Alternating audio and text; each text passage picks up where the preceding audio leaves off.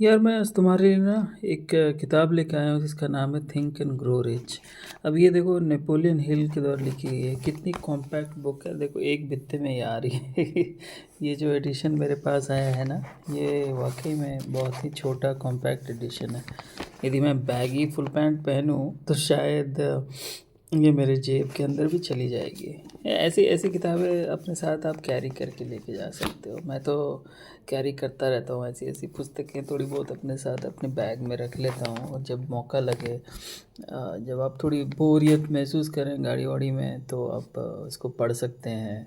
Metro में जा रहे हैं तो किताब निकाल ली, पढ़ सकते हैं बहुत बारी। लेकिन मैं आपको बताता हूँ, पता नहीं आपको ऐसा फील होता है कि बहुत बारी मैं सेल्फ कॉन्शियस भी हो जाता हूँ जब मैं पुस्तक पढ़ता हूँ। मेरे को लगता है जैसे बहुत सारे लोग मेरी तरफ देख रहे हैं। लेकिन ऐसा होता तो नहीं है, या थोड़ी दिमाग में ऐसे कुछ फितूर रहते हैं कि शायद काफ़ी लोगों के अटेंशन में हूँ मैं। इसलिए मैं खासकर जब तक पब्लिक ट्रांसपोर्टेशन वगैरह में जाता हूँ तो मैं कोशिश करता हूँ कि बाहर देखूँ, लोगों की हाव भाव देखूँ, उनकी मुद्राएं देखूँ, कुछ ऑब्ज़र्व करूँ रादर दैन फुल्ली इन्ग्रॉस्ड रहूँ किसी किताब में। इनफैक्ट किताब पढ़ने के लिए तो मैं चाहता हूँ कि थोड़े सेक्लूडेड प्लेस रहें जहाँ मैं आराम से पढ़ सकूँ। जैसे मैं अभी घर पे बैठा हूँ तो मैं यहाँ पे बुक पढ़ना चाहूँगा, और डेफ़िनेटली कुछ नोट्स वगैरह तो मैं बनाता ही रहता हूँ। और कोशिश मेरी ये रहती है कि जो भी मैं पढूँ उसको मैं अडेप्ट कर सकूँ, उसको किसी न किसी तरीके से उसका इस्तेमाल मैं कर सकूँ। लेकिन एक बात मैं बताऊँगा कि कोई भी मोटिवेशनल सेल्फ हेल्प बुक आपके मदद के लिए की जाती है। बुक की जो मेन एस्पेक्ट जो है कि वो आपको किस तरीके से संवर्धित करती है, आपको किस हिसाब से बेहतर मनुष्य बनने में आपका योगदान देती है। लेकिन सिर्फ पढ़ने मात्र से नहीं होगा, इसकी जो भी चीज़ें वगैरह जो है ना, उसको आपको उसका इस्तेमाल भी करना पड़ेगा अपने डे टू डे एक्टिविटीज़ में, डे टू डे जो वर्क एरियाज़ हैं उसमें।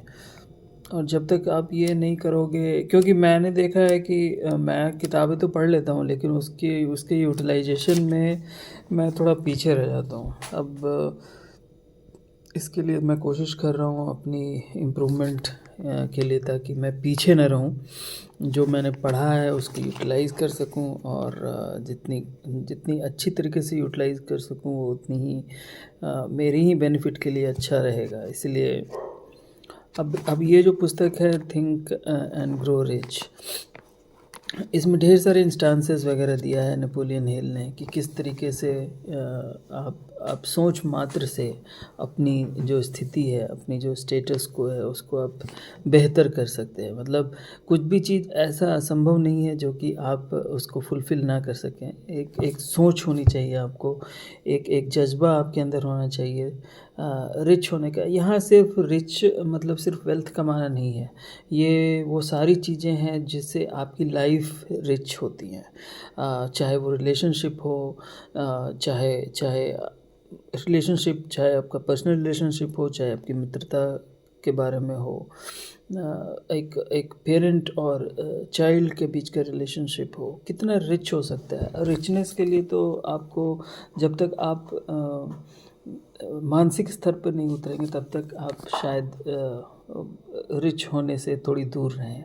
इसलिए मानसिक रूप से आपको किसी न किसी चीज़ से इन्वॉल्व होना पड़ेगा। चाहे वो, अगर आपको लगता है कि पैसा ही कमाना मेरा सबसे इम्पोर्टेंट है, तो ऑफ़ कोर्स सबसे पहला जो बीज होता है वो सोच से ही पैदा होती है। तो उस बीज को अपने फर्टाइल माइंड में रोपें, और कोशिश करें कि वो सारी चीज़ें जो उसके लिए रिक्वायर्ड हैं, वो चाहे वो नॉलेज के बारे में हो, चाहे वो इन्फॉर्मेशन के बारे में हो, वो आप इन पुस्तकों से ग्रहण करें।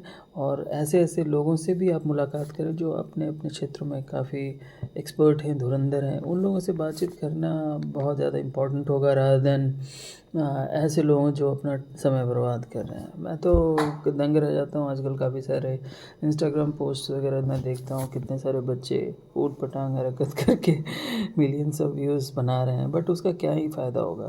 खासकर तब जबकि आपका यदि मेंटल स्केप रिच नहीं हो रहा है तो अकाउंट में पैसे होने से क्या फ़ायदा।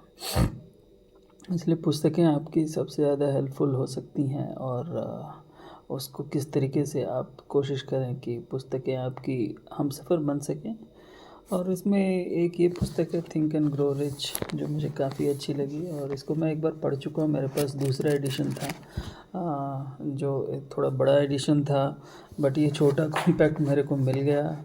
इनफैक्ट ये किताब मेरे पास दो आ गई हैं, एक ये छोटी वाली और एक बड़ी वाली बुक आ गई है। दोनों ही कंटेंट तो सेम ही है, बट उसका लेआउट डिज़ाइन वगैरह अलग है और मेरे को काफ़ी अच्छा लगा। ये काफ़ी कॉम्पैक्ट है और ये किताब मेरे बैग में रहती है चाहे मैं उसे उस वक्त पढूँ या ना पढूँ। बट इसको मैं एक बार पढ़ चुका हूँ, आई थिंक 2 बार पढ़ चुका हूँ इसको, और काफ़ी अच्छी किताब है इसके बारे में। लेकिन बोलने से अच्छा है कि आप ये किताब पढ़ें और आप पढ़ने के बाद ही आपको इस पुस्तक का जो मज़ा है जो है ना, तभी पता चलेगी। इसलिए ये किताब यदि नहीं है तो ख़रीद लें और इसको पढ़ें, इसको ग्रहण करें। देखिए क्या लिख रहा है, you can make your life what you want it to be. One of the best inspirational books ever written, Think and Grow Rich, is probably the most important financial book you can ever hope to read. एक financial book है, okay, तो इसको थोड़ा mind करें। It's a financial book inspiring generation. It has inspired generations of readers since the time it was first published. It elucidates a concrete plan for success that when followed never fails. एक आपको plan book देती है ये, अगर आप उसको follow करें तो कभी आप फेल नहीं होंगे। एक मोटिवेशनल सेल्फ हेल्प बुक है। Its core strength lies in the fact that at the heart of it, it is a treatise on helping individuals to do or be almost anything they want in this world. कितना important चीज़ कहा है कि जो भी आप बनना चाहें, मतलब आप रिसोर्स की वजह से आप वो चीज़ आप ना बन पाए, ऐसी स्थिति नहीं होनी चाहिए। आपको इंटरप्राइजिंग होना चाहिए, एंटरप्रेन्योरियल होना चाहिए, और ये किताब आपको बनने में आपको हेल्प करती है। थॉट थिंक जो है ना, वो थिंकिंग बड़ा इम्पोर्टेंट है। कोजिटो एर्गो सम, वोलो एर्गो सम, ये एक इटालियन फ्रेज है। इसका I think therefore I am, I दूसरे वाले का मेरे याद नहीं है, but I think therefore I am. The thinking is very important. अगर आप थिंक ही नहीं करोगे तो फिर आप सामने वाली दुनिया में जितने सारे क्राउड हैं उससे अलग खुद को कैसे कर पाओगे। तो थिंकिंग बड़ा इंपॉर्टेंट है। अगर आप रिच होना चाहते हो, रिच मतलब कुछ भी, आपकी जो रिचनेस ऑफ थॉट्स है वो बड़ी इंपॉर्टेंट है आपको आगे बढ़ाने में, आपके जीवन को जो है ना साकार करने में सही ढंग से, ताकि आप जो इस जीवन को जीने के लिए आए हो उसको 100% से भी ज़्यादा आप उसे जी पाओ। इसलिए अपनी थॉट प्रोसेस अच्छी करनी पड़ेगी। ये अच्छी किताब है, आप इसे पढ़ें, think and grow rich by Napoleon Hill. Bye bye, जय हिंद।